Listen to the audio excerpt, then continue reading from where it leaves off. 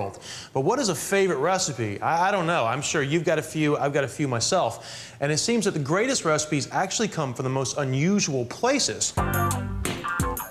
I'm looking for the old dishes, the rustic and the true. And when it comes to the ultimate chicken, there's one place I just have to go.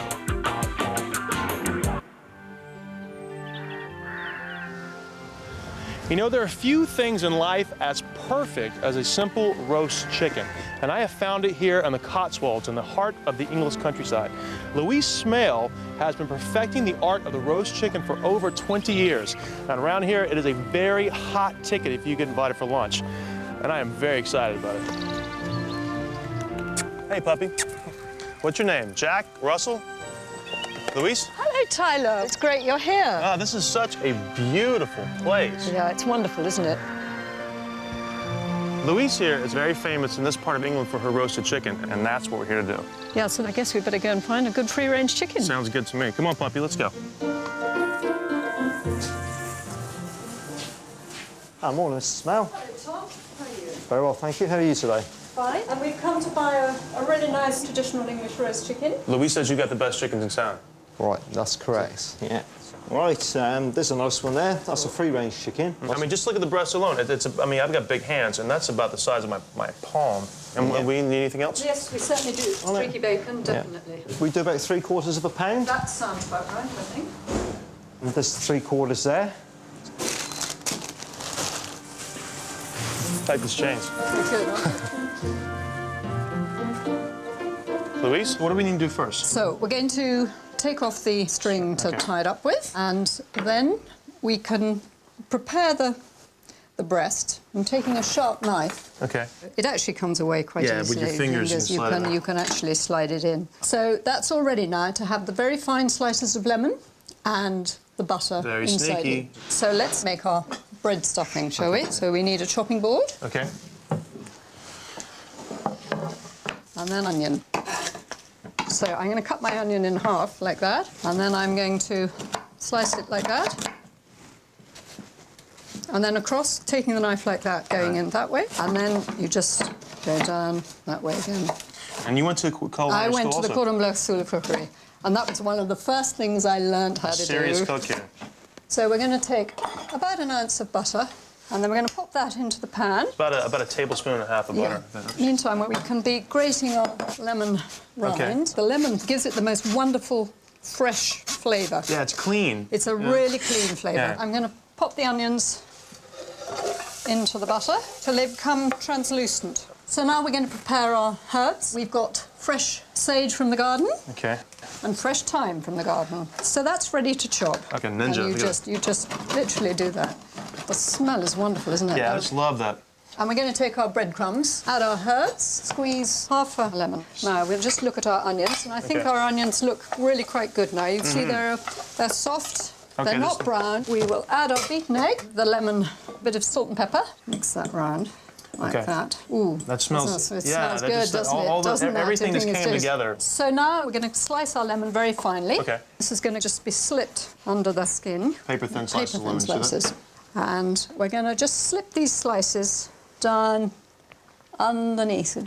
And I can assure you, the smell this will give off when it's cooking, your juices in your mouth will be really, really running. Do you want to have a go at stuffing the chicken? Okay, yeah. So it's a big ball. I'm going in. You're going in? All right. All yours. Perfect. And now what we're going to do, rub a bit more butter into the top of the chicken, OK? Salt, a little bit of pepper. And then we're going to lay our bacon rashers just over the top. The bacon rashers are going to keep the skin from burning too hard while it's cooking, and it also helps to keep all that moisture and juices in. OK. Place the chicken into the pan, and with it, an onion, because the onion gives a good flavour to the gravy at the end. And then we're ready to go into our oven. OK, so 425, hour and a half, middle rack. OK, great. Louise has one hard and fast rule. Baste and rotate the chicken every 20 minutes. After an hour, remove the bacon and allow the chicken breast to brown. That's so good. I guess you just can't hurry an English roast chicken, even when the guests are already arriving. Before we serve it, the very last thing we're going to do is make the gravy. Okay, all right. So we'll take it out now, and hopefully The breast will be... Now look at that. That is so beautiful. Look at that. Perfection. All right, if you guys want to see how crispy this chicken is, do you hear that? That snap from the skin?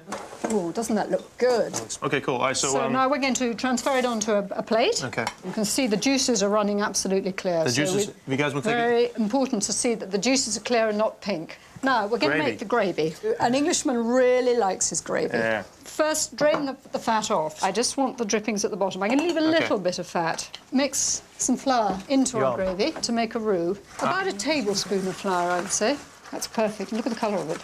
Louise has made a fabulous stock, right? Water, onion, celery, and chicken. And you want to kind of gradually add, I'll stir? You stir. Okay. The roux absorbs. If you work it like this, you can keep the lumps to a minimum. That looks perfect. If you leave it in an open pan like that, it will reduce. And we'll get the perfect consistency. Now, if you want to add a little bit of zing to it, we could put a tiny bit of white wine in. How about that? Perfect timing, we're ready. Everyone's pulling up in the driveway. They're going to eat the perfect roasted chicken. Look at that.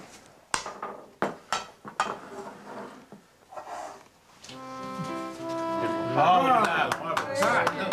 Marvelous. Look at that. Absolutely wonderful. Yeah. Good. I like the stuffing. The Stuffing? great. Yeah, the stuffing is great. Now, Jeremy. Louise's traditional English roasted chicken was a big hit. Served with the crispiest roasted potatoes. Delicious. There we are. It's brilliant. It's that lovely dry cold. Has been a good year for carrots, Louise. Well, I think that doesn't... Louise, this is outstanding. And you guys have this every Sunday? Great. English roast chicken is just one classic chicken dish, but tomorrow I'm going in search of a more complex flavor, a rich and aromatic chicken dish from the south of France. Next on Food Network, this New Year's, Emerald's getting down. Regions of France on the trail of the ultimate chicken dish, but finding it is proving a little trickier than I thought. I think we're lost. I know we're lost. We're driving around the sleepy town of Rivesaltes, and it's near Perpignan in French Catalonia. Now, it's on the border between France and Spain and the Mediterranean, and we're here to see Jean Leritier. Now, he's the delegate for the Slow Food Society of all of France. He's a very important guy, and I'm really excited about meeting him. And when we were talking about the ultimate chicken dish, he insisted that we do a dish called poulet à la catalane. And he also owns a wine shop in town, so if we can find this place, we're gonna have a good glass of Muscat and a very good chicken recipe. Jean. Hello. Hey, how are you? Good to see you. Good to see Pleased you. to meet you.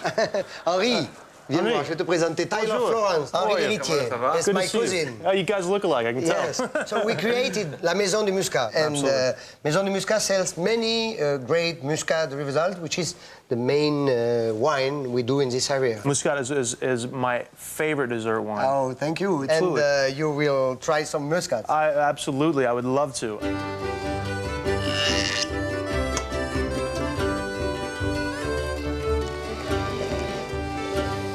In this particular area of France, the locals take their wine very seriously. An appreciation of the sweet dessert wine Muscat is almost a religion. John, that is delicious. We took a few bottles with us as we headed off to select the best chicken we can find from a well-known local farmer called Patrice.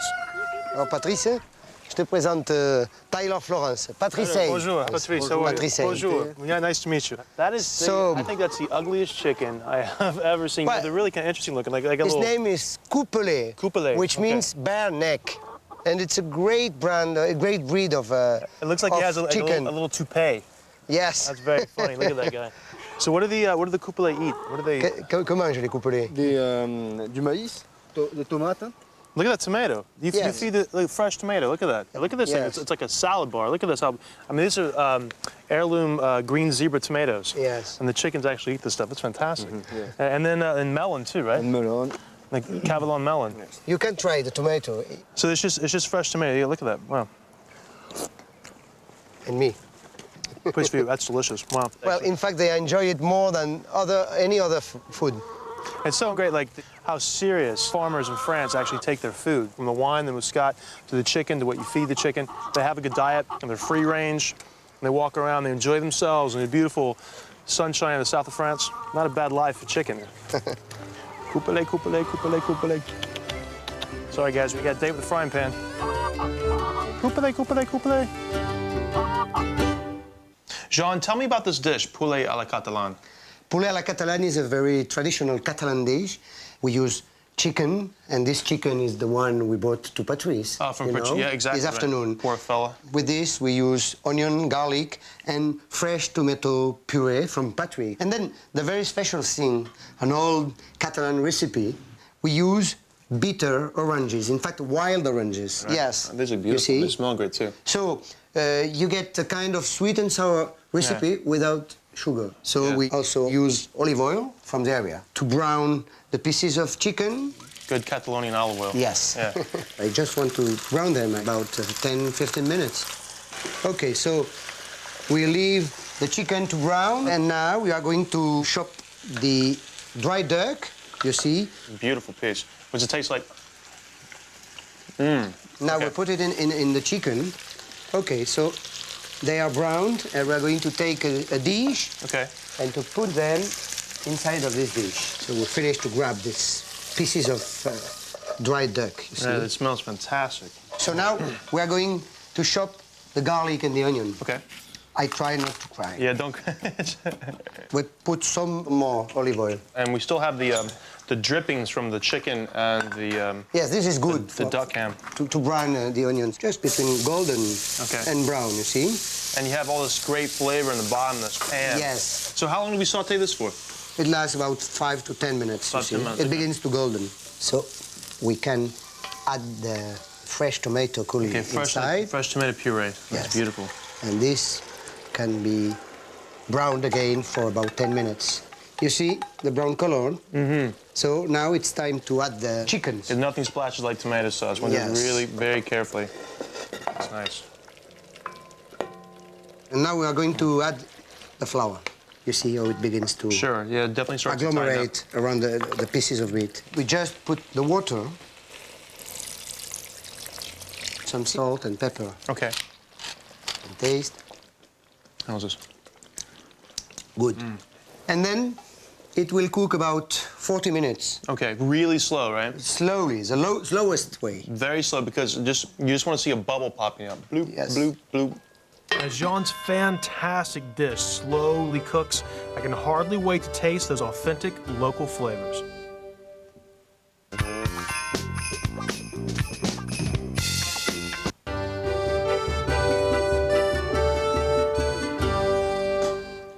Wow, I think it's okay. that smells amazing. Look at Yes, that. it cooked 40 minutes about. Okay. So now it's time to put the very special thing. Now, what is that? The bitter orange. This comes from my garden. Oh, okay, I good. blanched it. So the blanch just means you throw it in the boiling water for how long? Yes, 1 minute, half a minute, 1 minute. It takes some of the bitterness out of the pith. Yes, the roughness. Yeah. I should say this is very traditional. And for instance, in my grandfather's book, Wow, look at this. you can find the sauce catalan for the chicken Look here. at that. Look at that. It's right And there. he was writing, nota bene, if you cannot find bitter oranges, you can use lemon. But the bitter oranges should be preferred. Well, yes. then we're going And to he was prefer them right. today. Yes. It is the tradition. And this was written in 1930. So I cut in several slices. So you just take a couple slices of one orange, right? It's been blanched. Yes, 2 or 3 for about 15, 20 minutes to give some flavor, you know. I think it should be ready. Well, if the way this smells is any indication it's ready, this smells amazing. Oh, yes, it is ready. Look at that. Now the moment I've traveled all this way for, the taste of traditional poulet à la catalane. And where better than in the region it came from? Profit per molts anys. And what does that mean? Bon profit, good appetite. Good appetite. Oh, Jean! I'm so impressed about how seriously every step of this dish is considered. I mean, you think about it, like the tomatoes are an heirloom variety. The chicken is fed on a diet of tomato and melon.